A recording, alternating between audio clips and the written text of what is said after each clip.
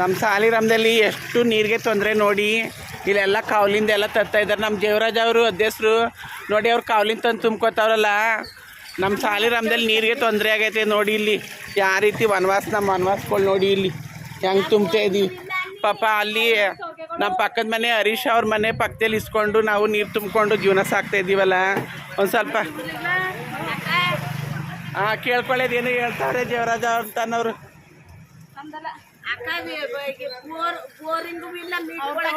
ನೋಡಿ ಇಲ್ಲಿ ಎಲ್ಲ ಏನೇನು ಹೇಳ್ತಾರೆ ಹೇಳವ. ನೀರು ಬಿಡ್ತಾವ್ರ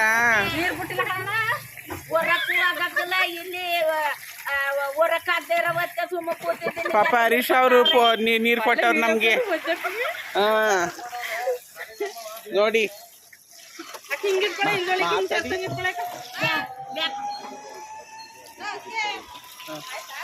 ಮಾತಾಡ್ರಿ.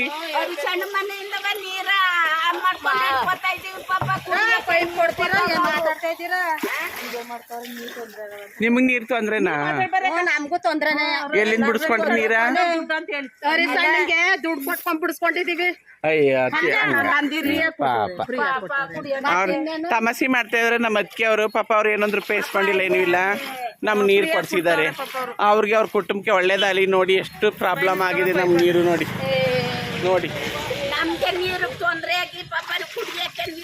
ನೋಡಿ. ಹರೀಶ್ ಅವ್ರಿಗೆ ಕೇಳ್ಕೊಂಡು ನಮ್ಮ ಪಕ್ಕದ ಮನೆ ಸಣ್ಣದಣ್ಣನ ಮನೆ ಒಟ್ಟದವ್ರಿಗೆ ಕೇಳ್ಕೊಂಡು ಹಿಡ್ಕೊಳ್ಳಿ ಅಧ್ಯಕ್ಷರೇ ಅಂದರು. ಇವಾಗ ನೀರು ಹಿಡ್ಕೊತಾ ಇದೀವಿ ಅಲ್ಲವ. ನೋಡಿ ಎಷ್ಟು ಬೆಳಗ್ಗೆ 8 ಗಂಟೆಗೆ ಹಿಡ್ದಿದ್ದು ನೀರಿಗೆ ತೊಂದರೆ ಆಗಿದೆ ನಮ್ಮ ಸಾಲಿಗ್ರಾಮಕ್ಕೆ.